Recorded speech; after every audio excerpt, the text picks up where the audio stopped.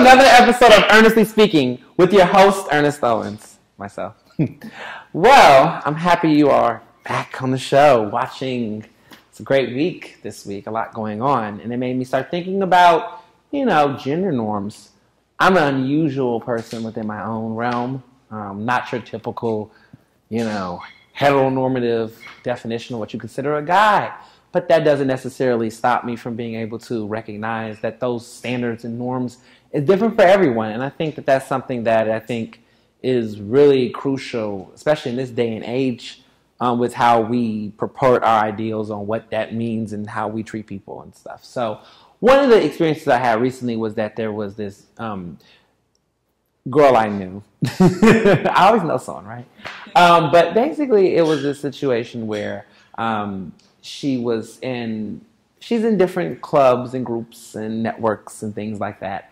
And one of the things about her that I noticed that she just was always wearing pants, and she always kind of wore polo shirts, and she really never wore, like the whole dress thing, skirt thing. And I wasn't really sure, what was that about personally. I mean, because normally, everyone in her entire circle wore dresses and nice gowns and their hair and all that great stuff, but she kind of stood out to me a little bit. And so normally when you meet people like that, you assume, oh, well, she must be a tomboy, she must be gay. I didn't know where to place her because socially I've been constructed to think those things normally when I meet people.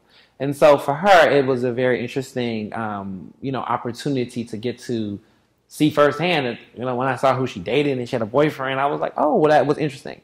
And it's different because I can say these things because I'm gay, and my personality and expressions normally gets a lot projected and put in different types of categories and boxes. And quite frankly, I don't necessarily fit those categories and boxes all the way, but society tries to put them on me. And it made me start to think that when I think of women and different types of women, do they think the same thing with me? And so it was a different experience. Like in Philadelphia, there's the neighborhood where it's this long strip, and there's the rainbows, and the gay clubs, and there's the bars and the restaurants. And so I'm walking out there doing my thing, and I'm completely fine. And there's women I don't know that's walking around, yes, she better work. And I'm just like, I don't know you. You don't know me. Why are you talking to me this way? I get a little uncomfortable because I don't know you. And then they just get really, aggressive. Like, hey, sis, you better work, girl. And I'm like, I'm a guy. I'm fine that way. I don't hope I give you any labels or anything, but then I normally get that. And so it's one of those things where I realize that even those people that aren't necessarily homophobic or necessarily trying to be disrespectful or rude, because there are people that are just genuinely rude. There's people like, you go to Iran, and there's people that says, oh, if you're gay or whatever your orientation, you must want to be a woman. We're just going to cut off your dick and just throw you into a transgender phase in order to stay alive. But this is not Iran. This is America. And even in America, we still have people and scenarios and situations where we put labels on people and we prejudge them and we do those type of things in general. And I think that to me is just off-putting. And I'm just curious about, people in your office place, in your workplace, where you feel like you've met people uncomfortably or awkwardly, or not even if you met them uncomfortable, but co-workers and friends that or situations you've been in where you've seen those things take place, because it's an interesting situation. I'm curious about what women think about these issues, especially women, because it must be difficult, I guess, when, there's books out here like Think Like a Man, Act Like a Lady, or is that right? Is that what it's called? Am I right? Think like a man, act like... Yeah, right, because Steve Harvey's a sexist. You're right. He would say, think like a man, act like a woman, is what he tells them. And so in many ways, I guess the synopsis of that would be is like, if you're a woman, you have to think like a man, which is strategic, smart, tough. And to act like a woman, that means you have to be classy. You have to close your legs around married men or any type of man. And you must know how to wear a dress and must be pretty. And that's the way that you'll survive. Because acting like a woman and thinking like a woman is not enough. You have to think like a man in order to get what you want, even if you are a woman. And are there women that do, before I guess I talk to men about these scenarios, but is there a woman that feel like in a male space, maybe whether it's politics, education, or goddamn it, any field that is not cosmology, like any field that doesn't deal with makeup and hair, I suppose, outside of that scope, I guess would be a male-dominated even though there's a lot of men owning those companies and being CEOs of those companies, even if they're not necessarily doing the makeup themselves. It's interesting. You think of like the porn industry where it's mostly women being, exploited, or in many ways, or how they would say, getting an opportunity to showcase their inner beauty.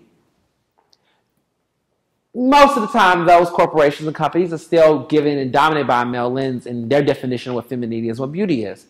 If you look across the board of like women across different genders and races, how they feel feminine, there's a lot of men who I've met, black men who say, I don't want a black woman because black women are more aggressive and are mad and are angry in comparison to white women who are fragile and sensitive and all these different types of things. There's Asian women that, are told, you're so delicate and you're so friendly and are so passive. But I've met women across all those sections that counter all those types of stereotypes. I've met mean, aggressive white women, and I've met very nice, quiet, passive, sweet black girls, and I've met Asian girls that are very strong and tiger moms. But people will label them differently based off of the stereotypes. And some of those stereotypes come from the cartoons we watched on TV when we was growing up, or for those that was born before 95. No, I'm joking. There's a different, there's different programs and things that we watch, on TV that kind of counters that. You look at Beauty and the Beast, Little Mermaid, all those stereotypes. Belle was this nice brunette girl who liked to read books, and she was just so innocent. And here comes this big, huge, brown, dark wolf or big, huge beast, and it all changes. Or you look at like the Princess and the Frog, right? The black girl, the princess, don't even stay the princess that long. she turns to the frog like 75%, 80% of the movie. It was like, oh, this is Disney's first black princess, and she's a frog for like 80% of the movie. So that was kind of disheartening. You watch the movie, you watch it, you like, ooh, yeah, this pretty girl, she's so pretty. And you get all hyper, and then she turns to a frog, and she's like a frog the entire movie. And then I think she stays a frog at the end. Spoiler alert. She stays, I don't care, it's like 5 years old. Does she stay a frog in the end? Does anyone know? Yes. Someone watched it? Yes, right? Oh, yeah. I'm sorry, I have an intern here, so she knows. But, so she stays a frog in the end. She doesn't go back to be the black girl. Moral of the story, you come in black, you're better off a frog. Like, that's pop culture. That's pop culture. But we see those norms happen over and over again. Or see, I'm going to get really basic here. You watch Pocahontas, right? And okay, so they're Native Americans. They're not black. But she's fighting for John Smith. Kocoum has to get shot at the end of the movie. And then not only does he get shot in the movie, but he snatches her necklace off. And then she runs off for John Smith, who's this blonde-haired, blue-eyed savior type guy. Like, these types of gender norms and stereotypes on masculinity across the races is an intersectionality thing. It's not just like all men are not treated equally, and all women are not treated equally against the scale. I could easily make a generalization and say it's so hard to be a woman. But the same hardships that Taylor Swift has is not the same hardships that Nicki Minaj have. Right? I mean, am I wrong here? It's not the same hardships. The same hardships that, Trayvon Martin has is not the same the late Trayvon Martin has, right? It's not the same that Justin Bieber has. This is common sense, but some people don't think that way. But I'm curious to know if people here in the audience have thoughts and perspectives on these types of topics, whether they feel like they are putting these crazy categorical binds or labels, or if they just have made their own observation through the books they've read and the history they've read. I mean, there's educated people in this audience. What are your thoughts? People, speak. Yes, come. Yes. Up to the audience. Give me your input. What's your name? Abel. Okay. Hi, Abel. So tell us your thoughts on perspectives in this world. I think you're interested in history and things like that, yeah? Well, I think there's a lot of things going on to digest, but I guess gender norms have been around before pop culture. So I feel like in one way, or before pop culture became like so mass produced and consumed. So I guess in one way, it's might be just who we are as people, our society, and culture now reflects that. Right. So the big question I would ask is that in many ways, do you think that now that pop culture is in the mainstream and our music and things like that, do you think that we're picking up those stereotypes and those ideals, or did we have them before and we're using culture as a way to kind of put those things through it? Yeah, I think we've always had them. Right. So like, if I was a person like meat before, now that there's pies, I'm just going to put meat in those pies and then sell it out. Is that the best way to describe it? Yeah. Correct. Good way to think about it. So, I can stand against that. Pop culture. These music videos. And this is good things to know. Because you know, our parents, right, will blame the music videos, right?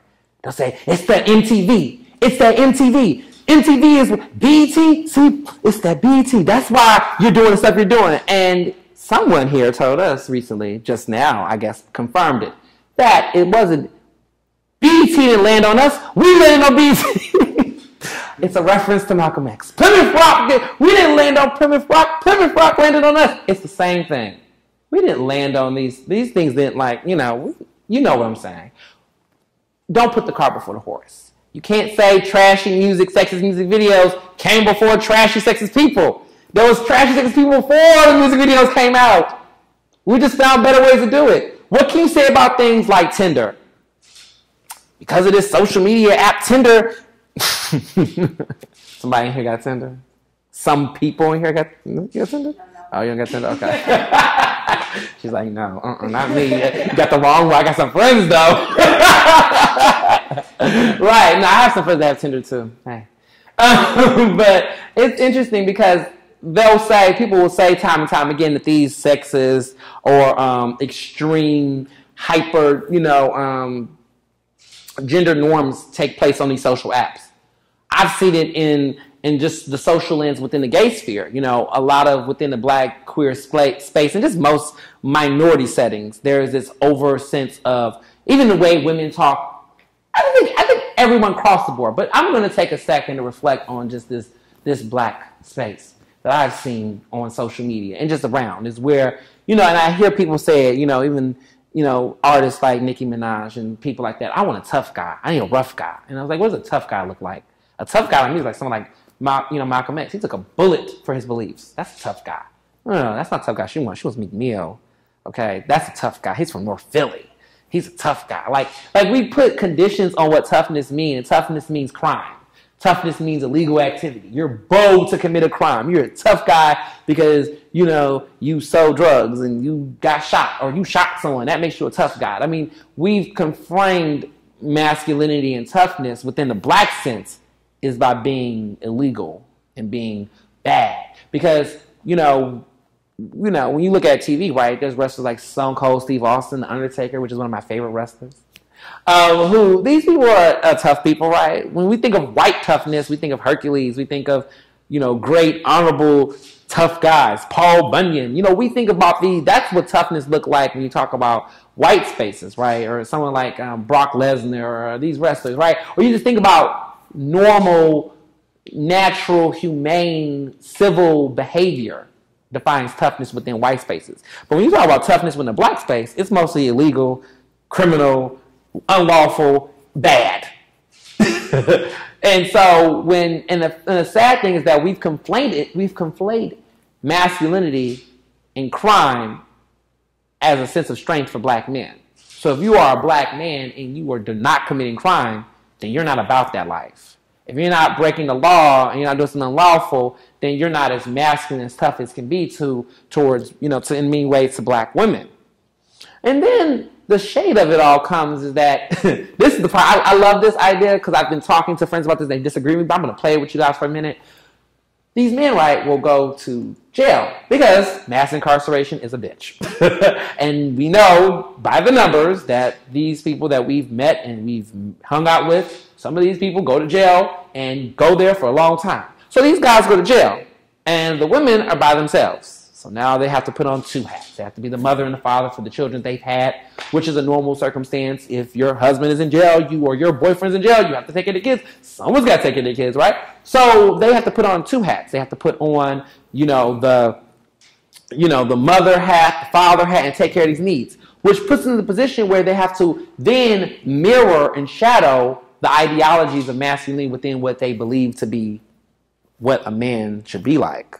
So if you're already thinking that masculinity is criminal and tough and aggressive, then many of these black women who are put in these positions without husbands to take care of their children with have to put on an over-aggressive sense of not, one, being a hard disciplinarian, being someone that wants their children to succeed, and just being a mother in general. And then we put those stereotypical norms into putting in an angry black woman, which in many ways, an angry black woman is simply a woman distressed from having to deal with the social oppression, the cultural stress and bullshit she has to deal with on a regular basis. It's not being angry black woman. That's just being angry because of the system. It's a systemic creation. It's not something that is, as chosen as possible. But these stereotypes don't just take place in the black community, they take place in Asian communities as well. The idea of the tiger mom, the idea of those Asian ideas of complete and total imperialistic domination for their children to succeed. So, I want to know your perspective on it. What do you think about those stereotypes and norms within, the Asian population or your experiences? It is a tough question. Tell me on a lighter note, or what was your experiences with that? Because, there's those ideologies of the tiger mom and the tough Asian parents.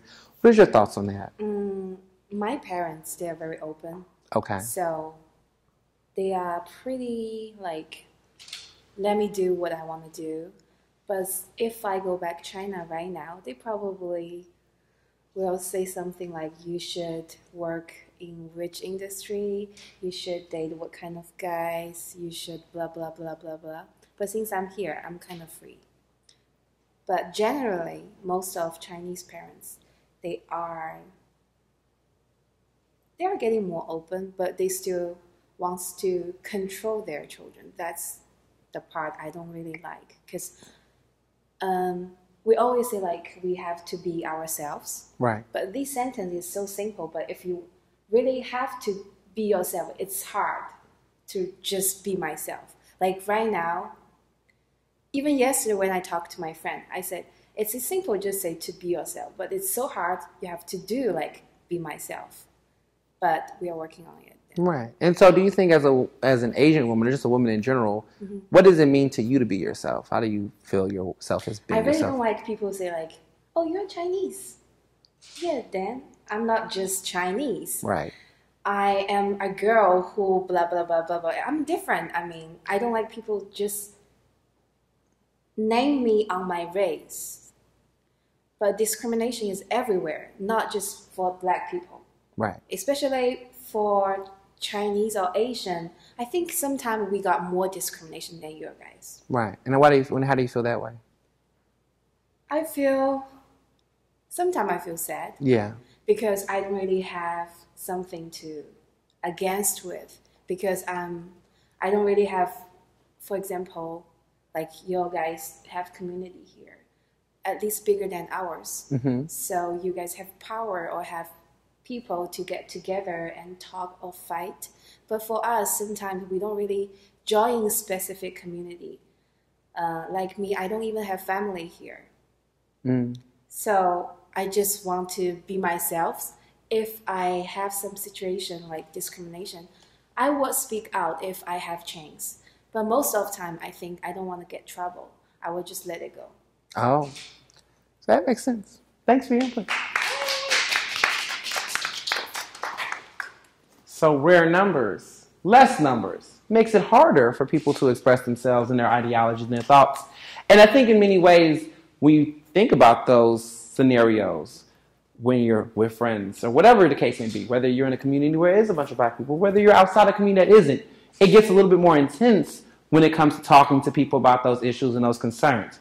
It's not as black and white as people may make it seem. There is a little bit of gray area in those spaces of expression. I think I didn't realize that as much as then when I put myself in spaces where it is awkward. I don't know what it's like for Michael Sanders to be in a football room. I don't. I wonder what that would be like to be the only person. I'm in a space that normally is a little privileged because I'm in an Ivy League space where I have friends that went to college and they have common sense. So I'm not going to hear them say some of the dumb stuff they say. But I do know that there's a world out there outside of that Penn bubble, as we call it around there at University of Pennsylvania, that is a little bit more toxic. And the more and more you work outside with different people, you realize how there's common sense to yourself isn't as common. I've seen situations where I go to a barbershop. This barbershop lets all types of people get their haircut because everyone has to get their haircut. Everyone has to, people who work every day, they're going to get a haircut. And so that's everyone, whether it's McDonald's to Wall Street or whether it's Center City, people are going to get a haircut. And all types of people come from different backgrounds, understandings of what it means to be a man and what it does. And so it gets a little, I think it's become a generational gap on allowing people, I think, like Natalie said, this idea of feeling comfortable and quote unquote being yourself. Because I think as young adults and millennials, I think millennials get a sense of not caring as much about certain things. It doesn't mean things to us anymore. Some of the stuff that our parents and our uncles and aunts talk about. I know I went somewhere and I had a friend that was straight, and they would tell their parents, I said, oh yeah, I'm going to this event. My friend went to Pride. I'm going to meet him afterwards. And the mother was just like, your friend went to Pride? What's that like? And you're hanging out with him. Is that going to make you gay? And it's like, no, it's not like an infection. It's not like Ebola. Oh, you're around and you touch water. You drink water from a gay man. You're going to turn gay. Oh, my God. There's still people that think that. I have a barber who cuts my hair and thinks something similar to that. And it's the most ridiculous thought because I told him, I made a joke some other day. I said, well, if you cut my hair, the more you cut my hair, the more I see in your seat. My gayness is going to, infect the seat. And your clients that sit in here, they're going to catch it. And it's just going to be a huge epidemic. And there's going to be no women that's going to be interested. And the population will decline. There will be no more babies. There will be nothing because it's just so bad. I'm going to infect you. Like you're gay now. See? And then you do that kind of stuff, they feel stupid. And I say, well, that's how stupid you are when you sit up and act like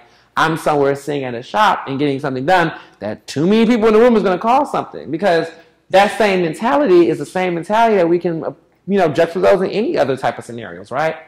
You put too many women in a male-dominated space, the television industry, the media industry. Oh my God, media reporting is going to be bad. We're going to prevent all bad journalists like Don Lemon. That's going to go away. No, we still have people like Don Lemon. We still have people like Bill O'Reilly and people like that. Women being in the equation now, we just have Megyn Kelly's now. We have more people that are different, but it doesn't change anything. But that fear comes from the way that those adults before us were raised because their parents threatened them with violence because it was a fear. And I tried to, wrap my mind around this ideology about like homophobia and gender norms and things like that. And I think there's a role in which racism plays in this. It took me some time to think about it. Work with me here in this thinking process. But I think historically, I think you can see it within how different races accept and embrace different groups of people. But when you look at like, the way in which you think about, for example, some people say black men are more homophobic. The black community is more homophobic than the white community. And that's not true. Like fundamentally, that's not true. People in this country, first of all, if you're looking at like gay marriage acceptance and things like that, most of the population is white. And they dominate most of the census because we don't even file the census. How many people do you know really do the census? How many black people? It's 10% of us. Not too many of us in our own population does the actual census. We don't even do these polls. We're too busy working, in jail, dead. We're not doing these polls. It's just, we're not. So when they do these surveys, most of the people that's doing those surveys are white. And a lot of them are Catholic and other types of faiths that denounce being gay. So when they put this myth out that there's a lot of the black community's homophobia. We don't have any power to make a decision on discrimination that happens in this country. Stop. Like, that's the dumbest thing that took me some time to realize, right? And they say, well, how is your community handling homophobia? Like, how is your community handling racism? Like, there's bigger issues and bigger fish to fry than something that is so petty that they try to hurl at us. Like, they try to hurl black on black crime at us. That's another dumbass story. But one of the things I've noticed, though, is that when you're looking at historical narrative perspective on homophobia, and you're looking at why there is this sense of black masculine, whatever it means, is that black men in this country, and we'll get to women, but real quick, you think about homophobia within the black community against gay men compared to queer women that identify as LGBT. The men historically has been disenfranchised. Stripped away from resources, property, land. They didn't get their 40 acres and a mule. They didn't get those jobs. It took a long time for them to be able to vote. It took them a long time for them to be able to vote. It took them a long time to be able to participate in the military, for crying out loud. Disenfranchised, stripped of land, resources, their families, broken homes, every sense of property and things that would make people feel like a man, if you want to explain it on that level, what makes society-wise a man, right? To own something, to have a home, to have property, to raise their family. They've been stripped of that patriarchal sense of being a man. So at the end of the day, what is the only thing that, if you don't have any tangible resources and you are in a very bastardized society that is predominantly of an Abrahamic faith, which could either be Jewish, Islamic, or Christian, your sense of what makes you a man is being heterosexual. So anything that might counter that, might challenge that, is a threat because you have nothing else to rely on, right? See, the joke is that there's been so many white men that have been gay, that have been able to achieve power faster before black men that have identified gay too. Let's not act like that's not the truth. You look at someone like Koch, who was the mayor of New York. Koch was gay. You know he was gay. You can Google it. He was gay. Koch was, right? You had, another great guy that was named, that wrote, Oscar Wilde, who wrote The Importance of Being Earnest, right? He was gay. You have a lot of great white, Alexander the Great was gay. You have a lot of great Roman power people that were gay throughout history, and that was never challenged. You even in society today can see successful actors like Nathan Lane and other men like that can still be able, Matt Brommer or whatever, can be gay and can still keep careers. You can see Anderson Cooper on TV and be gay and get a career. You can see Ellen DeGeneres, other women. You can see all these various formats of people that are white that have been able to be gay and be accepted and embraced without having any homophobia and stress, because as much as their black counterparts or minority counterparts, because of the simple fact that at the end of the day, people still see race before they see people's gender identity orientation. That's just the bottom line. So if you're already considered lower tier compared to your other peers, it will be twice as hard and twice as threatening. And I think some of the, reflections and things that I thought about through time and recommendations that I think that can help eradicate these problems is that we need within our community, within our space of looking at what makes masculinity, what makes femininity, and what makes these type of things, especially when it comes to black women, is that we can't assume that all women are the same. We cannot continue to just think that, okay, Katy Perry is the same as my Asian homegirl. Or, Britney Spears have it just as bad as someone like Fantasia. Because at the end of the day, Fantasia can't get her career back. Britney's been made, 2-3 comebacks. And how many times is Lindsay Lohan able to keep getting comebacks? She hasn't made a great movie since 2006. It's a fact. Go look it up.